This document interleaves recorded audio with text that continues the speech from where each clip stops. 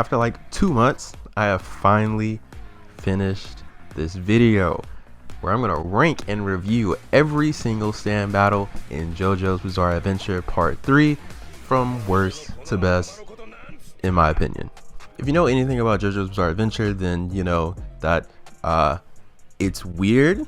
So I have no real set criteria on how I'm ranking these things, but I'll expand upon why I do or don't enjoy the stand battle as we go along in the video.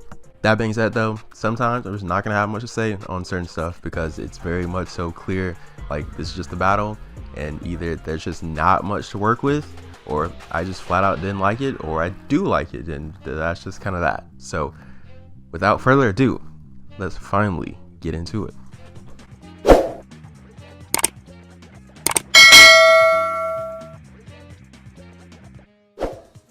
At 33, I have Joeseph versus Nina. This battle comes in last, not because it's bad, but more so because it's not what I look for out of a JoJo battle or a stand battle or whatever you want to call it. I put battle in quotes a lot of the time when going through this video because a few of these aren't intense life or death moments. They're more so a lot of moments that stand out in a wacky adventure. And so just going forward and going through this, keep that in mind, especially if you've seen the series fight battle. That's weird wording when we're talking about what Araki does in this story. That all being said though, this comes in at the bottom of like the weird wacky interactions in JoJo's Bizarre Adventure. At 32, I have Iggy versus Polnareff. Not too much to say here. Iggy dog walks Polnareff. No pun intended. At 31, I have Jotaro and Polnareff versus Oongo and Boingo. I can't say those names out loud with a serious face, man. I just can't. Honestly, I have a love/hate feeling putting this battle this low. As a fight, quote unquote, if you want to call it that, I'm not the biggest fan, but this actually is one of my favorite episodes in the entire anime, and Oongo and Boingo's stand powers sit out as some of the more unique in the series, to be completely honest with you. At 30, I have all of the Stardust Crusaders versus the Sun. This is that battle where Jotaro and Kakyoin go up against a guy whose stand is literally a sun, and it's one of those questioning someone's true genius moments. Like, did Araki really play all this up and have it end by Jotaro just flinging a rock and knocking a character whose name we don't even learn out? He probably did, yeah, but I mean, I'ma still question it and put it at this nice little 30 spot. At 29, we have Iggy versus Kenny G.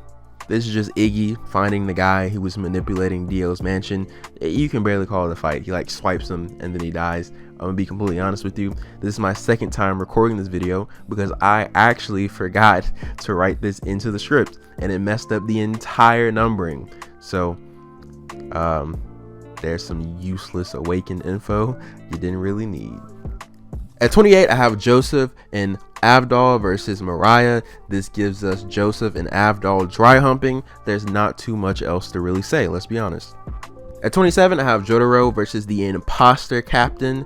I don't know if it's because this is super early in the story or if it's because the build up and anticipation for something bad happening is just through the roof, but all that anticipation just for Jotaro to bust him up seconds later during his like big villain reveal is both satisfying but kind of disappointing. At 26, I have Jotaro versus Avdol, the first official stand battle in the series. This fight has so many layers that go underappreciated at first glance. It sets a huge precedence for the show with some great excellent writing by Araki and some foreshadowing for some things. Honestly, you could really dedicate an entire like 5 to 10 minute video just analyzing this battle and all the implication it has for the series going forward.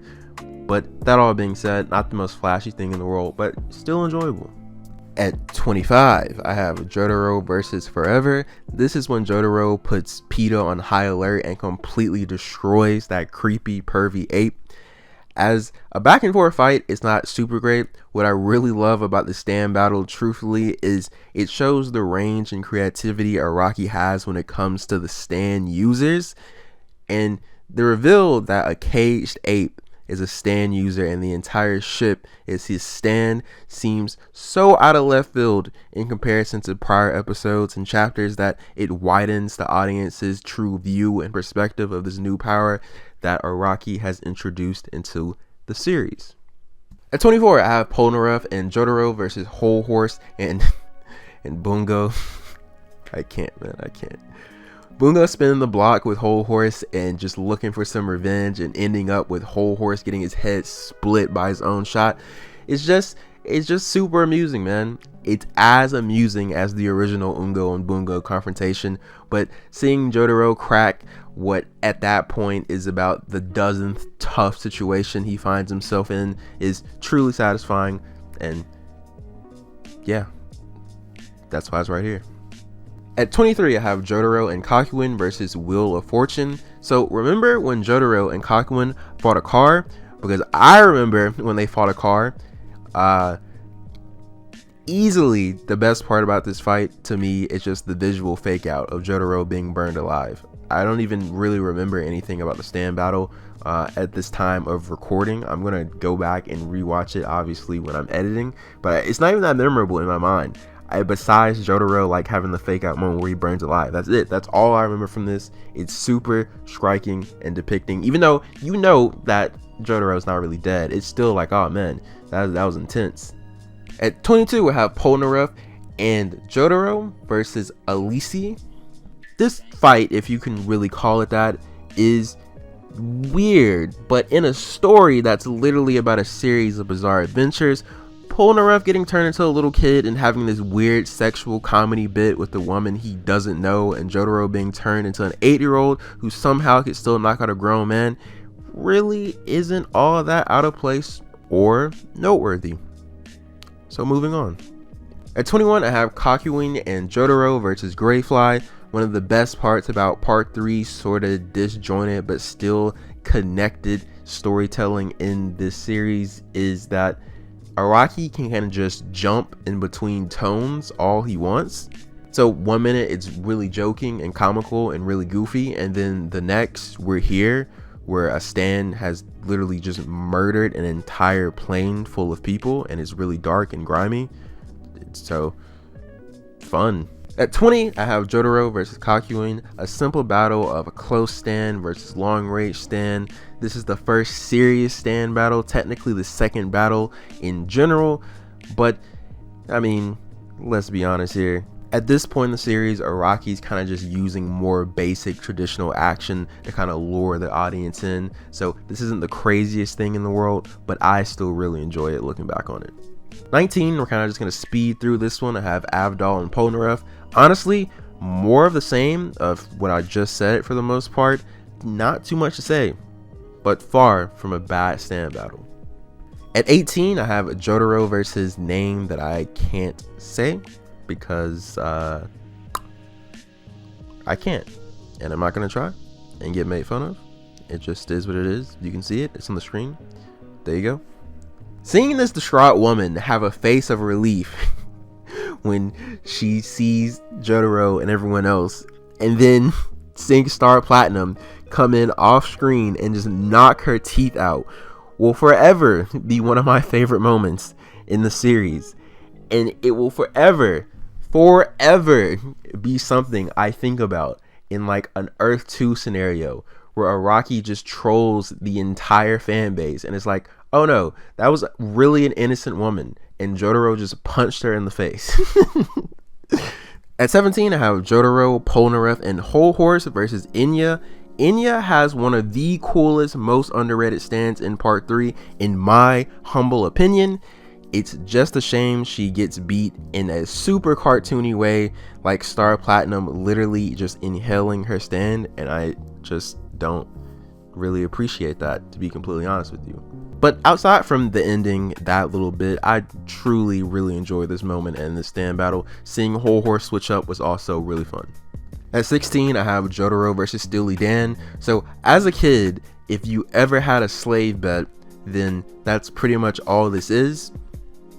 If you're normal and don't know what that is, Steely Dan makes Jotaro do a bunch of dumb stuff for his own amusement, and Jotaro ends up punching him in the face, as Jotaro does. The end. At 15, I have the Stardust Crusaders versus the High Priestess.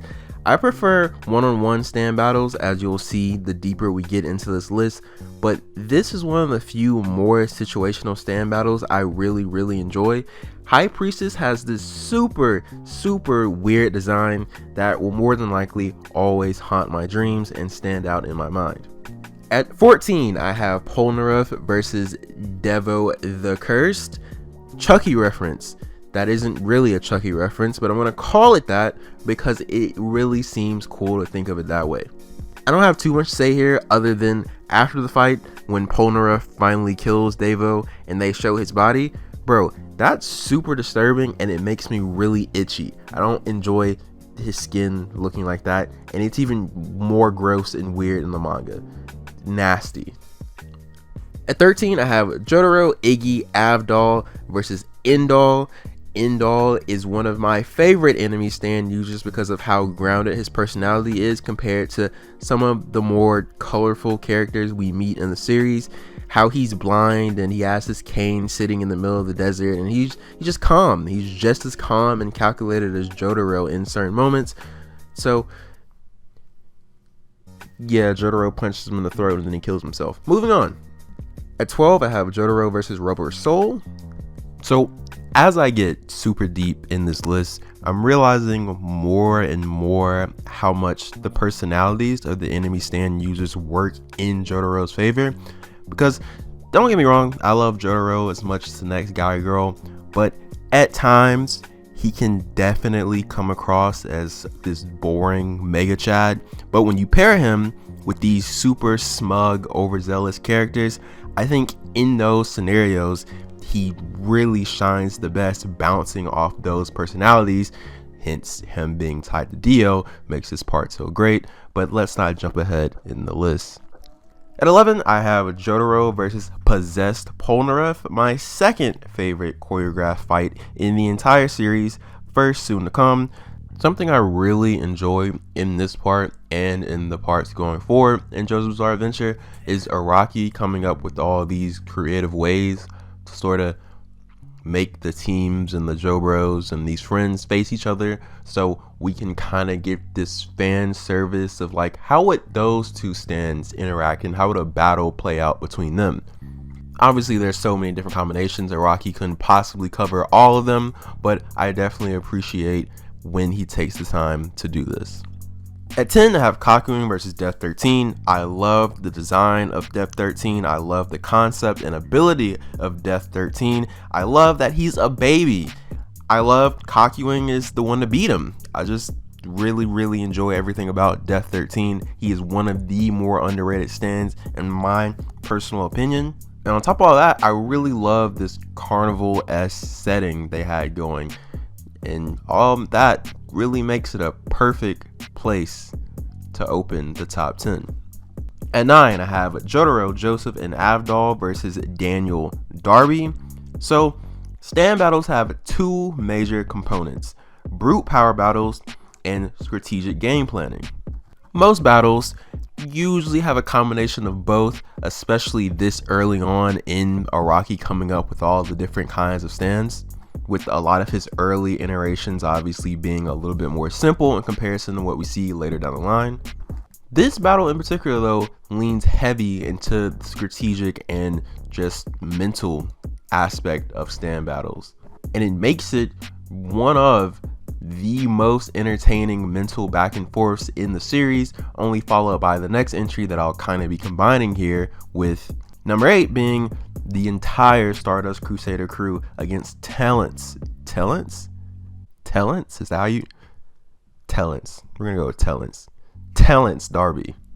Everything I said about the prior entry, to be honest, these two are kind of a toss-up, and I could easily move them and switch them on any given day depending on how I feel. At this moment, I feel like Telence is a little higher up, simply because I like his design as a character a lot more. At 7, I have Iggy versus Pet Shop. Having an Iggy episode was cool. Having an animal stand user for him to fight was also cool. but giving Iggy a voice and a real personality was the most fun I had up until this point in the series. Now, to a certain extent, Iggy already had a personality long before Araki did this certain segment of the story and gave him a voice, and we got to really get to see his thoughts. I mean, he was just like a smug dog that didn't really want to be there. But hearing his voice and hearing him speak and seeing what he really thinks when he's alone and how he really feels about everyone around him is truly a thing of beauty. At 6, I have Polnareff and Avdol versus Cameo. This ranks so high because it, as a battle and overall moment, just truly solidified that these group of characters really care about each other. At 5, I have Polnareff, Iggy, and Avdol versus Vanilla Ice. So when Araki killed Jonathan, I figured no death going forward in the series could shock me because this man killed the main character of his series. Who does that? That's out of nowhere. And then Avdol got eaten alive, and I realized, no, Araki is such a madman that if he really wants to shock you, he can shock you. Avdol's death feels quick and hollow, and probably even more hollow because prior in the series, he had a fake death. And so it just really messes with your brain and your emotional gas tank. And then on top of that, having Iggy die is also really depressing because I want to say Iggy probably had the most growth and change to his overall persona and character from the moment he was very first introduced in the series. So really depressing seeing Polnareff just watch Iggy slowly fade away. Sad vibes, man. Next up, I have Polnareff, Avdol, and Kakyoin versus Geil and Whole Horse. Honestly, is probably way higher than it really should be because as a standalone battle, I don't really enjoy it all that much. It's clever, using the reflection, yada yada, but Polnareff's backstory and why he has so much emotional investment is just truthfully the thing that's carrying this all the way up until this very spot. Well, I do wish his motivations and everything about his backstory and his sister being assaulted wasn't just dumped on us what felt like instantly and it was spread out a little bit more. Even in it being super rushed in this very moment where I feel like we just learned about this in one episode and then Polnareff immediately takes out the guy that attacked and killed his sister. Even though it does come rather quick, I still feel like it's really great, and I still feel like it sets a certain precedence for side characters going forward in the series. And honestly, Polnareff's convictions and motivations kinda hit me harder than Jotaro's at moments. At 3, I have Polnareff versus Anubis. Now, from a story standpoint, not all that. But this is what is, in my opinion, the best choreographed stand battle in the entire series.